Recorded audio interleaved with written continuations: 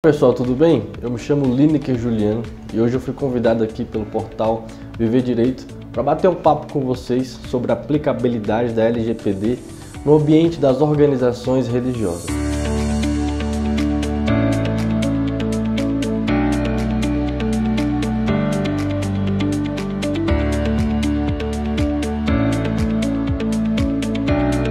Quando eu falar organização religiosa ao decorrer do vídeo, pode entender como igreja católica, evangélica, centro espírita, terreiros, todas as organizações ali que se reúnem sistematicamente para professar a sua fé, para colocar em prática a sua religião.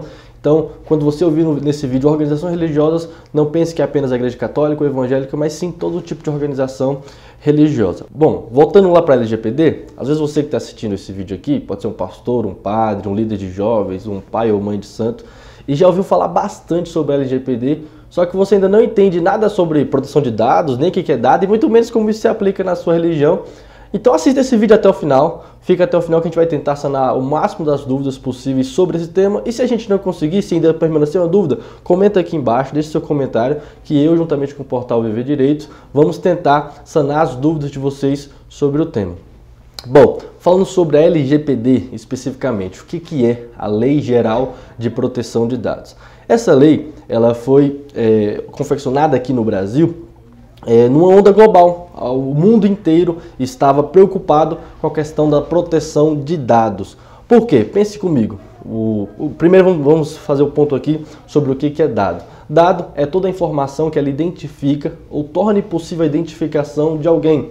Ou seja, o meu nome, meu CPF, meu endereço, mas não apenas isso, a minha raça, o meu gênero, o meu estado civil, a minha religião, isso são dados pessoais. E alguns deles, dados pessoais sensíveis. Então, a LGPD, seguindo a onda global, como eu falava, ela veio com a intenção de proteger e dar e se assegurar o direito do titular desses dados. Bom, quem é o titular dos dados? O titular dos dados é a pessoa a qual o dado se refere, ou seja, o meu CPF se refere a mim, então eu sou o titular do meu CPF. Isso pode até parecer óbvio, mas no passado não era bem assim. Então, antigamente, como que funcionava? Quem era o dono dos dados era aquele que tinha os dados guardados.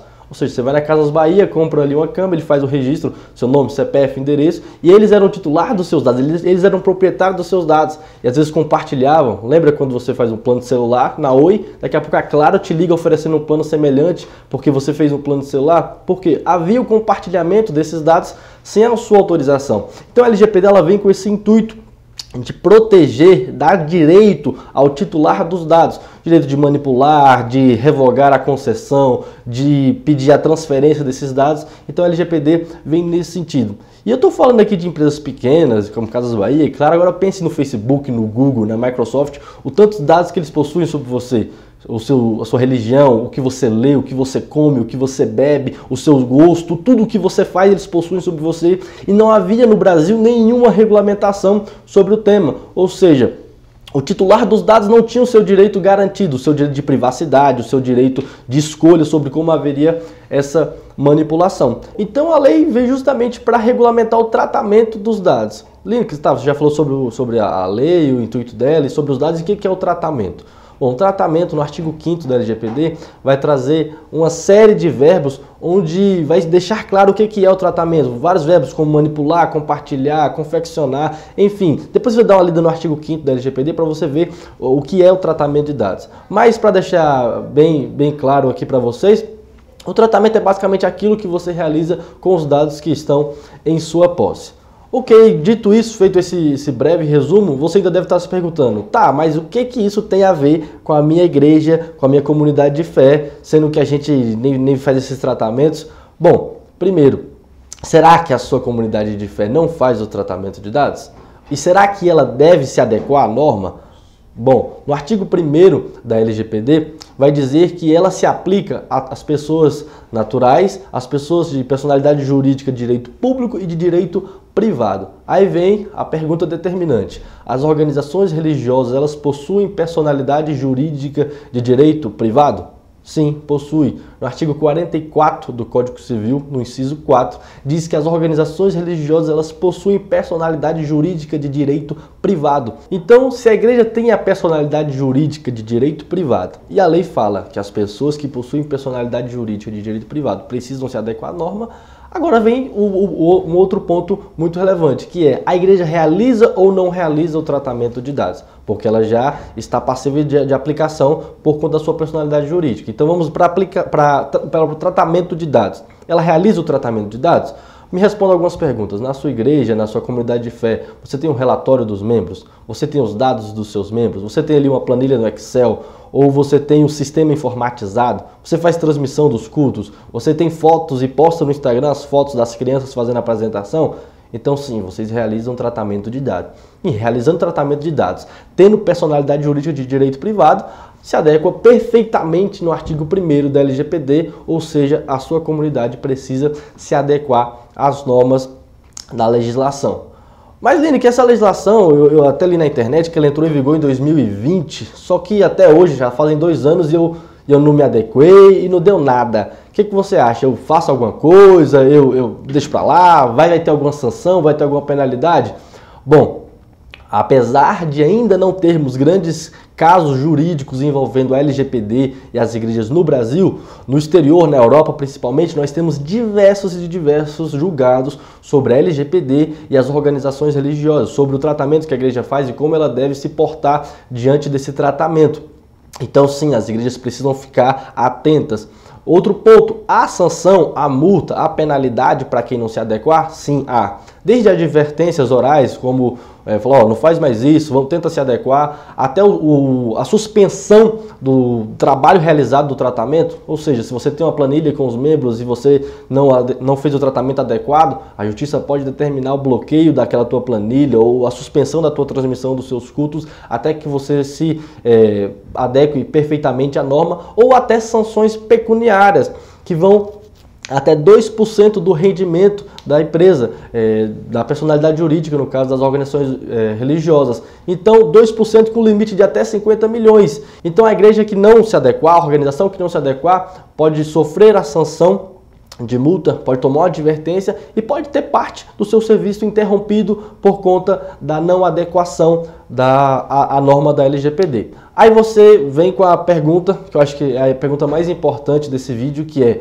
Lineker, e como que eu faço a adequação da minha organização religiosa para as normas da LGPD? O que eu preciso fazer de imediato? Bom, primeiro, se você tem uma comissão jurídica na sua organização religiosa, vá até a sua comissão jurídica, converse com o advogado responsável e pergunte a ele, para que ele te oriente, peça para que ele faça um mapeamento dos dados que vocês possuem, do tratamento que vocês realizam, qual o objetivo de ter aqueles dados, qual a finalidade, o tempo que vocês possuem esses dados. Faça toda essa análise. Mas, Lineker, na minha igreja não tem uma comissão jurídica, a gente é uma organização pequena. Procure então um advogado especialista na área ou uma empresa que possa te orientar nesse sentido, onde você possa ter um pouco mais de segurança. Feito isso, você precisa fazer um treinamento da tua equipe, dos teus líderes, dos pastores, dos padres, das pessoas que falam em público, para que eles entendam qual é o direito dos congregados, qual é o direito dos visitantes, das pessoas que ali estão presentes. Então, faça esse mapeamento, primeiro com a comissão jurídica, depois treine a sua equipe. Feito isso, se você ainda não tem, crie com urgência uma política de privacidade, uma política de proteção de dados e disponibilize para os seus membros. Deixe claro ali qual é a política daquela igreja, que aquela organização religiosa está realizando o tratamento de dados de acordo com a LGPD, e faça que isso conste no estatuto da sua igreja. Então faça essas alterações. E por último, na questão da adequação, mas o não menos importante, pelo contrário, o ponto mais importante da adequação: colha dos seus membros, dos seus visitantes, dos seus colaboradores, dos seus funcionários, uma autorização expressa para que você possa realizar o tratamento de dados. Bom, para finalizar esse vídeo, eu vou trazer aqui para vocês um exemplo prático de como que pode ocorrer a aplicação da LGPD na organização religiosa. Pense comigo, o seu Roberto está sofrendo um processo de R$2 milhões. Ele está ali sendo processado e vai ser obrigado a pagar R$2 milhões para a parte contrária. Ele, com medo de ter que pagar esse valor e com medo das custas processuais e dos honorários advocatícios, alega no processo hipossuficiência. Fala que ele faz jus ao benefício da justiça gratuita porque ele recebe por mês R$2 mil. Junta alguns comprovantes ali e fala que recebe R$2 mil. Ocorre que a parte contrária, a parte autora, também congrega na igreja de Roberto, está passando ali pelo corredor e está ali um escaninho cheio de envelopes de dízimo e ele vai pegar atrás do seu envelope, quando está passando, acha o envelope do seu Roberto. Olha o envelope do seu Roberto e está ali, ó, de janeiro a dezembro, um dízimo de R$3.000 por mês. Ele fala, poxa, se ele deu um dízimo de 3 mil, que representa 10%, ele tem um rendimento de R$30.000 mensais. E outra, ele falou no processo que ganha 2. Como que ele deu 3 aqui só de dízimo e diz que ganha 2? Só tira uma foto, anexa no processo e o juiz indefere o pedido da justiça gratuita. Seu Roberto, transtornado de raiva, o que ele faz? Entra com um processo contra a organização religiosa, porque o fato dele ter disponibilizado ali os seus rendimentos e as suas ofertas para a igreja, uma questão que vai falar, é um dado pessoal dele, não dá direito à igreja a deixar isso público. Pelo contrário, a finalidade disso é para que o tesoureiro, a pessoa que organiza as finanças, tenha controle. Então a finalidade não tem nada a ver com a publicidade desse dado. Então, se o Roberto processa a igreja pode sofrer uma sanção por conta disso. Então veja, são exemplos práticos, questões que podem ocorrer, que pode fazer que a sua organização religiosa sofra uma certa sanção e por conta da não adequação à norma. Vale destacar que, além dos dados pessoais, como eu citei anteriormente, nós temos os dados pessoais sensíveis. Dentre os diversos dados pessoais sensíveis, um deles é a convicção religiosa. Ou seja, a sua convicção religiosa, a fé que você professa, ela é um dado pessoal sensível. Por quê? Porque os dados pessoais, eles falam sobre você, e os dados pessoais sensíveis, em colocado à exposição, em caso de vazamento, eles podem te trazer um certo prejuízo, e a convicção religiosa, em muitos casos, pode trazer um prejuízo para o titular dos dados. Então, você, líder da organização religiosa que está assistindo esse vídeo, se você tem ali a lista dos seus membros, e se você divulgar, você está divulgando o dado pessoal sensível do seu fiel, porque ele tem o direito desse dado ser privado, ele ser guardado ali, as 7 chaves do tratamento tem que ser redobrado para o dado pessoal sensível. Então, além da lei prever que você precisa guardar e proteger os dados pessoais sensíveis, como na questão da convicção religiosa, precisam ter muito mais cuidado por parte da organização e da instituição.